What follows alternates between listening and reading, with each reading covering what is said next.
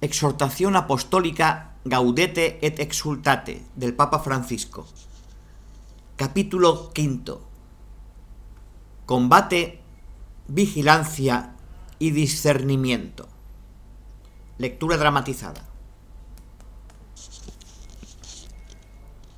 La vida cristiana es un combate permanente. Se requieren fuerza y valentía para resistir las tentaciones del diablo y anunciar el Evangelio. Y esta lucha es muy bella, porque nos permite celebrar cada vez que el Señor vence en nuestra vida. El combate y la vigilancia. No se trata solo de un combate contra el mundo y la mentalidad mundana, que nos engaña, nos atonta y nos vuelve mediocres, sin compromiso y sin gozo. Y tampoco se reduce a una lucha contra la propia fragilidad y las propias inclinaciones. Cada uno tiene la suya. La pereza, la lujuria, la envidia, los celos y demás. Es también una lucha constante contra el diablo, que es el príncipe del mal. Jesús mismo festeja nuestras victorias.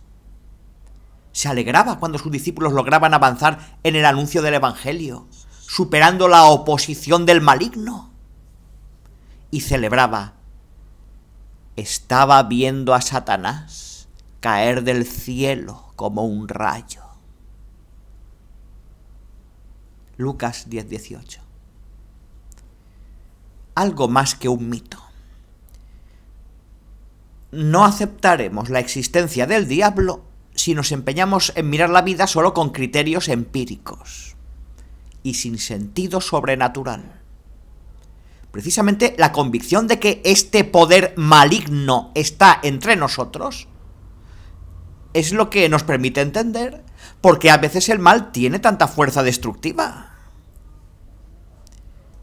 Es verdad que los autores bíblicos tenían un bagaje conceptual limitado para expresar algunas realidades, y que en tiempos de Jesús se podía confundir, por ejemplo, una epilepsia con la posesión del demonio. Sin embargo, eso no debe llevarnos a simplificar tanto la realidad, diciendo que todos los casos narrados en los evangelios eran enfermedades psíquicas, y que en definitiva el demonio no existe o no actúa. Su presencia está en la primera página de las Escrituras, que acaban con la victoria de Dios sobre el demonio. De hecho, cuando Jesús nos dejó el Padre Nuestro, quiso que termináramos pidiendo al Padre que nos libere del malo. La expresión utilizada allí no se refiere al mal en abstracto, y su traducción más precisa es el malo. Indica un ser personal que nos acosa. Y Jesús nos enseñó a pedir cotidianamente esa liberación para que su poder no nos domine. Entonces, no pensemos que es un mito, una representación, un símbolo, una figura o una idea. Ese engaño nos lleva a bajar los brazos, a descuidarnos y a quedar más expuestos. Él no necesita poseernos. Nos envenena con el odio, con la tristeza, con la envidia, con los vicios. Y así, mientras nosotros bajamos la guardia, Él aprovecha para destruir nuestra vida, nuestras familias y nuestras comunidades. Porque, como león rugiente, ronda buscando a quien devorar. Primera de Pedro 5:8. Despiertos y confiados. La palabra de Dios nos invita claramente a afrontar las asechanzas del diablo. Efesios 6:11. Y a detener las flechas incendiarias del maligno. Efesios 6:16. No son palabras románticas. Porque nuestro camino hacia la santidad es también una lucha constante. Quien no quiera reconocerlo se verá expuesto al fracaso o a la mediocridad. Y para el combate tenemos las armas poderosas que el Señor nos da. La fe que se expresa en la oración, la meditación de la palabra de Dios, la celebración de la misa, la adoración eucarística, la reconciliación sacramental, las obras de caridad, la vida comunitaria, el empeño misionero. Si nos descuidamos, nos seducirán fácilmente las falsas promesas del mal. Porque como decía el santo cura Brochero, ¿qué importa que Lucifer os prometa liberar y aún os arroje al seno de todos sus bienes, si son bienes engañosos, si son bienes envenenados? Fin de cita. Pues en este camino, el desarrollo de lo bueno, la maduración espiritual y el crecimiento del amor son el mejor contrapeso ante el mal. Nadie resiste si opta por quedarse en un punto muerto, si se conforma con poco, si deja de soñar con ofrecerle al Señor una entrega más bella, y menos aún si cae en un espíritu de derrota, porque el que comienza sin confiar perdió de antemano la mitad de la batalla y entierra sus talentos. El triunfo cristiano es siempre una cruz, pero una cruz que al mismo tiempo es bandera de victoria, que se lleva con una ternura combativa ante los embates del mal. La corrupción espiritual. El camino de la santidad es una fuente de paz y de gozo que nos regala el Espíritu, pero al mismo tiempo requiere que estemos con las lámparas encendidas. Lucas 12:35. Y que permanezcamos atentos. Guardaos de toda clase de mal. 1 Tesalonicenses 5:22. Estad en vela. Mateo 24:42, Marcos 13:35. No nos entreguemos al sueño. 1 Tesalonicenses 5:6. Porque quienes sienten que no cometen faltas graves contra la ley de Dios, pueden descuidarse en una especie de atontamiento o adormecimiento. Como no encuentran algo grave que reprocharse, no advierten esa tibieza que poco a poco se va apoderando de su vida espiritual y terminan desgastándose y corrompiéndose. La corrupción espiritual es peor que la caída de un pecador, porque se trata de una ceguera cómoda y autosuficiente, donde todo termina pareciendo lícito: el engaño, la calumnia, el egoísmo y tantas formas sutiles de autorreferencialidad, ya que el mismo Satanás se disfraza de ángel de luz. 2 Corintios 11:14.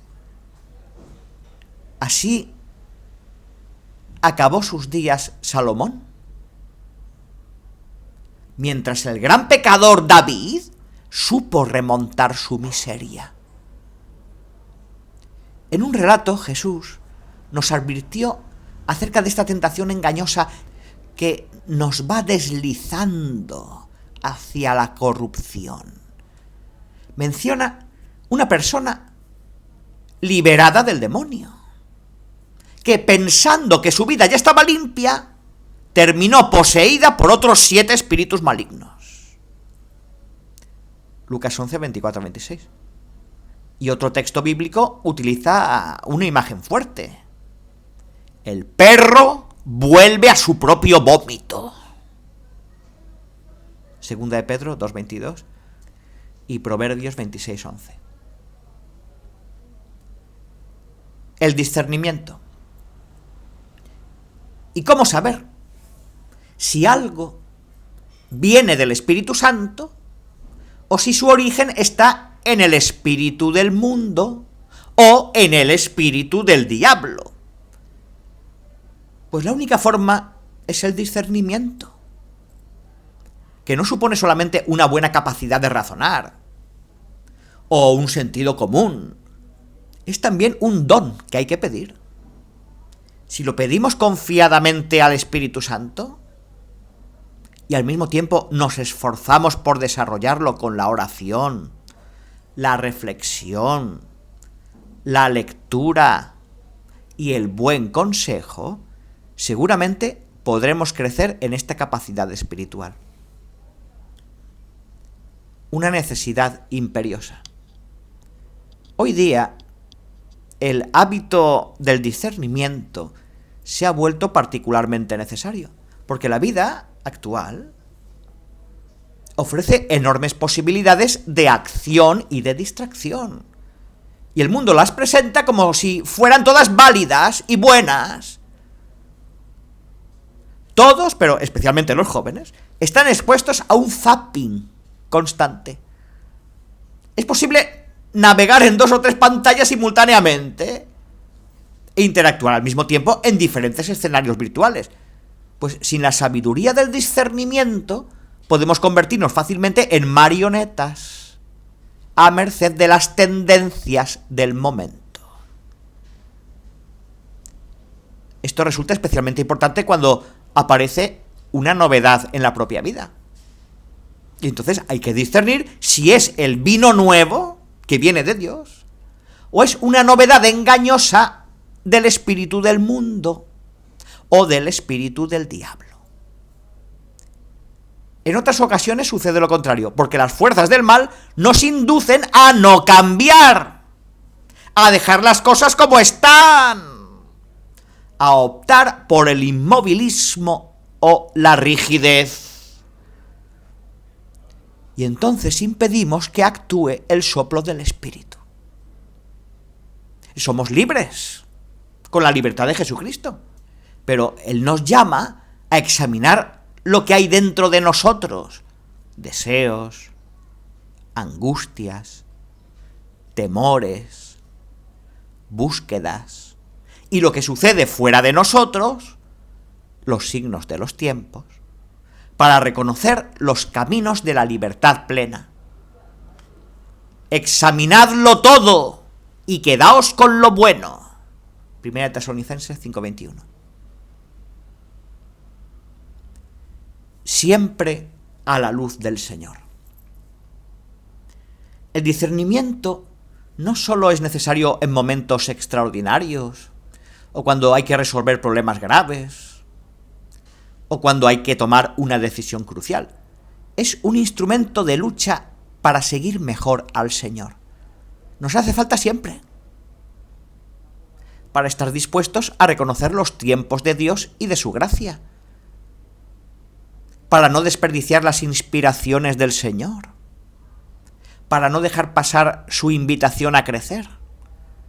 Y muchas veces esto se juega en lo pequeño, en lo que parece irrelevante, porque la magnanimidad se muestra en lo simple y en lo cotidiano. Se trata de no tener límites para lo grande, para lo mejor y más bello, pero al mismo tiempo concentrados en lo pequeño, en la entrega de hoy. Por tanto, pido a todos los cristianos que no dejen de hacer cada día, en diálogo con el Señor, que nos ama, un sincero examen de conciencia.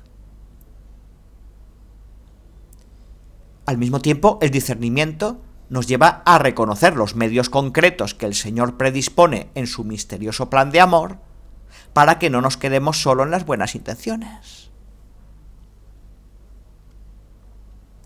Un don sobrenatural. Es verdad que el discernimiento espiritual no excluye los aportes de sabidurías humanas, existenciales, psicológicas, sociológicas o morales, pero las trasciende. Ni siquiera le bastan las sabias normas de la Iglesia. Recordemos siempre que el discernimiento es una gracia, aunque incluya la razón y la prudencia, la supera, porque se trata de entrever el misterio del proyecto único e irrepetible que Dios tiene para cada uno y que se realiza en medio de los más variados contextos y límites. No está en juego solo un bienestar temporal, ni la satisfacción de hacer algo útil, ni siquiera el deseo de tener la conciencia tranquila. Está en juego el sentido de mi vida ante el Padre que me conoce y me ama. El verdadero para qué de mi existencia, que nadie conoce mejor que Él. El discernimiento, en definitiva, conduce a la fuente misma de la vida, que no muere. Es decir, conocer al Padre, el único Dios verdadero, y al que ha enviado Jesucristo. Juan 17:3. No requiere de capacidades especiales, ni está reservado a los más inteligentes o instruidos. El Padre se manifiesta con gusto a los humildes. Mateo 11:25. Y si bien el Señor nos habla de modos muy variados, en medio de nuestro trabajo, a través de los demás y en todo momento, no es posible prescindir del silencio de la oración detenida para percibir mejor ese lenguaje, para interpretar el significado real de las inspiraciones que creímos recibir, para calmar las ansiedades y recomponer el conjunto de la propia existencia a la luz de Dios. Así podemos dejar nacer esa nueva síntesis que brota de la vida iluminada por el Espíritu. Habla, Señor. Sin embargo, podría ocurrir que en la misma oración evitemos dejarnos confrontar por la libertad del Espíritu, que actúa como quiere. Hay que recordar que el discernimiento orante requiere partir de una disposición a escuchar al Señor, a los demás, a la realidad misma, que siempre nos desafía de maneras nuevas. Y solo quien está dispuesto a escuchar tiene la libertad para renunciar a su propio punto de vista, parcial o insuficiente, a sus costumbres, a sus esquemas, y así está realmente disponible para acoger un llamado que rompe sus seguridades, pero que lo lleva a una vida mejor. Porque no basta que todo vaya bien, que todo esté tranquilo. Dios puede estar ofreciendo algo más. Y en nuestra distracción cómoda no lo reconocemos. Tal actitud de escucha implica, por cierto, obediencia al Evangelio como último criterio, pero también al magisterio que lo custodia, intentando encontrar en el tesoro de la Iglesia lo que sea más fecundo para el hoy de la salvación. No se trata de aplicar recetas o de repetir el pasado, ya que las mismas soluciones no son válidas en toda circunstancia. Y lo que era útil en un contexto puede no serlo en otro. El discernimiento de espíritus nos libera de la rigidez que no tiene lugar ante el perenne hoy del resucitado. Únicamente el espíritu sabe penetrar en los pliegues más oscuros de la realidad y tener en cuenta todos sus matices para que emerja con otra luz la novedad del Evangelio. La lógica del don y de la cruz. Una condición esencial para el progreso en el discernimiento es educarse en la paciencia de Dios y en sus tiempos, que nunca son los nuestros. Él no hace caer fuego sobre los infieles. Lucas 9:54. Ni permite a los celosos arrancar la cizaña que crece junto al trigo. Mateo 13:29. También se requiere generosidad, porque hay más dicha en dar que en recibir. Hechos 20:35. No se discierne para descubrir qué más le podemos sacar a esta vida, sino para reconocer cómo podemos cumplir mejor esa misión que se nos ha confiado en el bautismo. Y eso implica estar dispuestos a renuncias, hasta darlo todo. Porque la felicidad es paradójica y nos regala las mejores experiencias cuando aceptamos esa lógica misteriosa que no es de este mundo.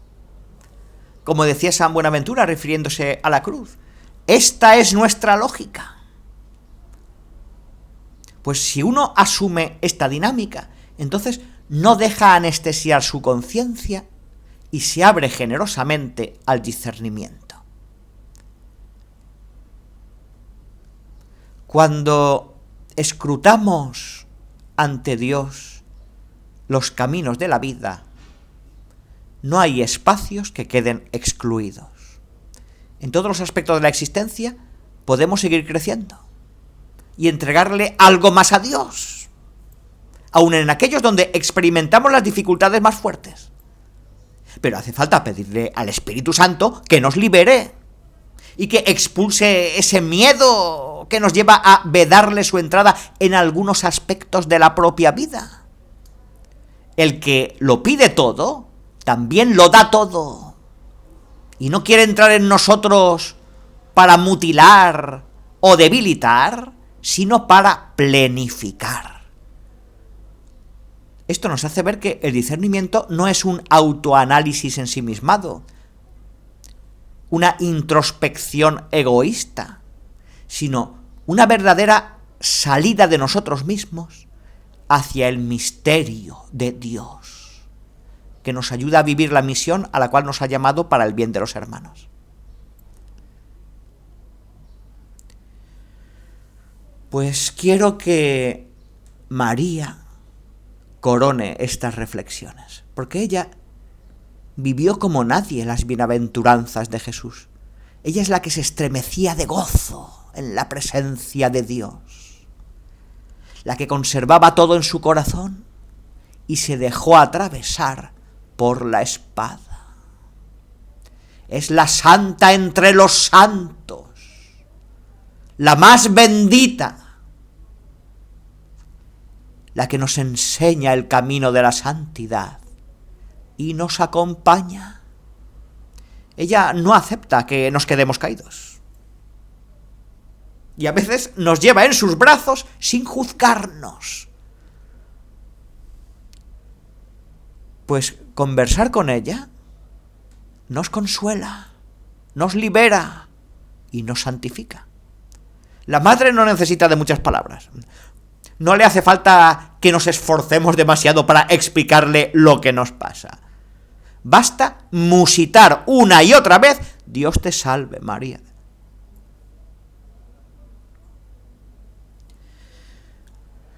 Pues espero que estas palabras sean útiles para que toda la Iglesia se dedique a promover el deseo de la santidad. Pidamos que el Espíritu Santo infunda en nosotros un intenso anhelo de ser santos, para la mayor gloria de Dios. Y alentémonos unos a otros en este intento. Así compartiremos una felicidad que el mundo no nos podrá quitar. Dado en Roma, junto a San Pedro, el 19 de marzo, solemnidad de San José del año 2018, sexto de mi pontificado. Francisco.